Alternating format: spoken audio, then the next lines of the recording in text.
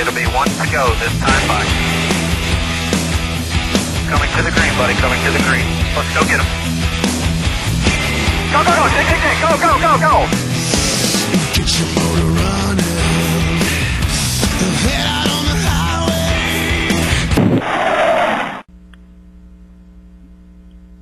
We'll now hear from Brad Gilly with Performance Racing Network. Hey, Tony, thanks for doing this. Congratulations on the win. You always seem like one of those guys that's real happy, not only for yourself, but also for Zippy and the rest of the crew every time you guys go to victory lane. And with just a handful of races left in the Gibbs cars, how important is it to you to make sure that, you know, these last few races don't turn into a lame duck situation and you guys still contend for the championship? Well, I think part of the excitement yesterday, and I got so caught up in the moment that I probably forgot the biggest factor, and that was the fact that you know, I wanted to thank my guys for all the work. I mean, they were at the track till 8 o'clock on Friday night, still working on that car to get it ready for qualifying Saturday morning. And you know, to take a car that was damaged in the wreck like that, and not only make it fit the complex grid system that we have to go through the templates, but to make it competitive at the same time. That was why it was also why it was so big to win yesterday, aside from the fact that it was at Talladega in the first one of the year, but just the fact that all those guys have worked so hard all year and haven't had the results. You know, it's like Zippy said, we win as a team, we lose as a team, but this weekend those guys had to put in hours and time and effort that is above and beyond a typical race weekend, and above and beyond the typical hours that they have to spend at the racetrack. So it wasn't so much the lame duck situation as much as it was when you have a group of guys like that put in that much effort and that much heart into making sure that these race cars are the best they can be on Sunday, and to get the results out of it like we had yesterday. That's what makes it gratifying for the whole organization. And it's not about me, it's not about Zippy.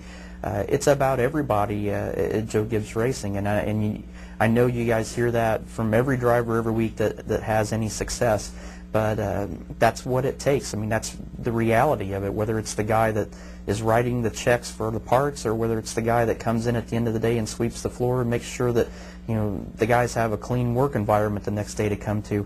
Everybody's important, and you know, like I say, Zippy and I are the ones that get the credit for it, but you know, trust me, it was more than Zippy working on that car Friday. Every guy that was there on the Subway and Home Depot team this weekend were thrashing on that car till 8 o'clock at night when they could have been back, showered, had dinner, and be relaxed and getting ready for Saturday. So that's what makes it gratifying, and that's what made it so special, that A, it was Talladega, A, it was the first win of the year, and B, the hurdle that we had to overcome to get there. And we talk about the first win of the year, and really, if you look back at your season, there's a few wins that got away from you. I mean, New Hampshire might be the most memorable for a lot of people, but as we head into Lowe's this weekend, I mean, if you look back to the 600, you were leading the race on lap 397 of 400 before that thing ended. So, I mean, how much are you anticipating getting back there and maybe trying to knock down a back-to-back win?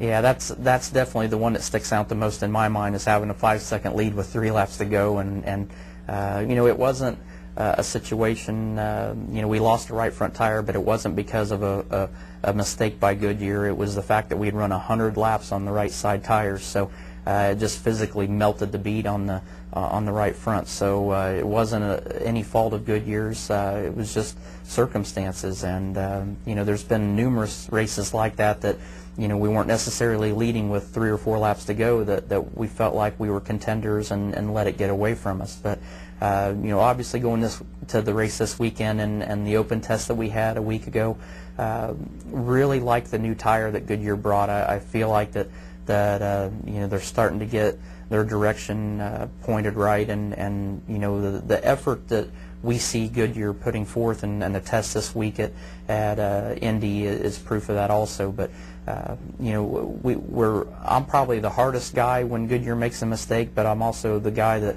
will step up, and when I see that they're making that effort, I want to applaud them for that. And this is a case where you know, the tire that they brought to the Charlotte test, you can tell that they put a lot of time and effort, and that they're trying to get things going in the right direction again. And you know, from a driver's standpoint, we appreciate that. Well, thanks again for your time, and good luck on Saturday night. Thank you. We'll now hear from Jeff Wolf with Las Vegas Review Journal. Yeah, hey, Tony. With your new team for next year, how much time do you have to devote each week to not just taking care of your current business, but working on next year's effort? Days like today, I'll spend the rest of the afternoon before my radio show tonight on Sirius. I've already been on the phone today trying to work on things for next year, and there's a lot of time that, days that would previously have been days off and days that were days off on the schedule are now turning into work days. But, it's not work from the sense that, I'm sitting there going, man, I wish I had the day off today. I'm really excited about having the opportunity to be hands-on and be a part of getting things going next year and trying to get the key people hired right now and dealing with all the people at the shop that I haven't had a chance to work with yet. So it's an exciting time for me. It's the busiest I've ever been in my life right now. But at the same time, this is normally the point of the season where I'm starting to get run down. But I think this new race team has, been kind of a shot in the arm to me and, given me a lot of motivation. That at this time of the year it's easy physically to get run down and mentally to get run down. But to have an opportunity like what I have for next year, it's just that much more motivation. And I think it's helping me, not only like yesterday and for the rest of the season this year, but I'm really excited about next year. So I'm enjoying spending the time, anytime that I get a second to work on it to try to get things going next year. Are you going to have to move back to Charlotte next year, do you think?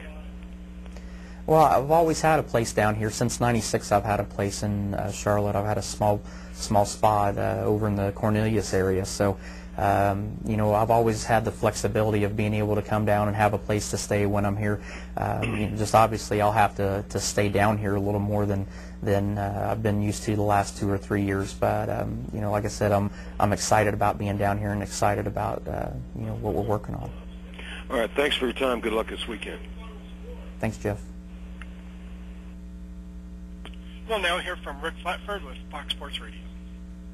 Hey, Tony, again, congratulations. That was a great win for the Tony Stewart Nation here in Atlanta, and we're looking forward to seeing you again in a couple weeks. But my question is, the 33 wins in 10 years of Joe Gibbs Racing, all of them are special, but where does that rank as you, on your way to your own thing here? How big is that to you? And, is that providing a little extra adrenaline as you head out towards the end of the season?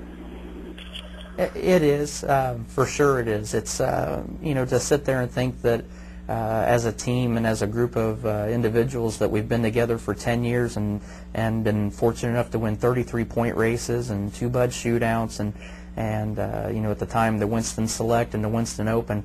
We've been very, very fortunate, and when Joe reminded me of that first thing, he goes, "That's 33 that we've had in 10 years." That's an exciting stat, and for Joe to acknowledge that, and to be standing there in victory lane at Talladega with him and that grin on his face, that's a grin I've missed for 12 months now. So to be able to celebrate with those guys and to just sit there and think about it last night, it's easy to look on paper and 33 is just a number, but when we think back at some of these wins and the obstacles that we had to overcome to accomplish those numbers, and when you look in the record books and look at guys that have over 30 wins, you start getting yourself in a smaller elite group every time you win another race. So it was pretty exciting yesterday to hear that.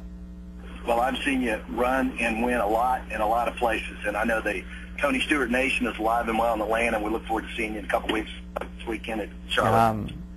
I'm excited about it too. Obviously Atlanta's a huge market for us with Home Depot and Coca-Cola being down there, and Ed Clark and his guys and his whole staff do a great job there. And it's a driver's racetrack. It's not necessarily all about the car. It's about guys that can get up on the wheel and get comfortable up by the wall there all day. So we're all looking forward to going back.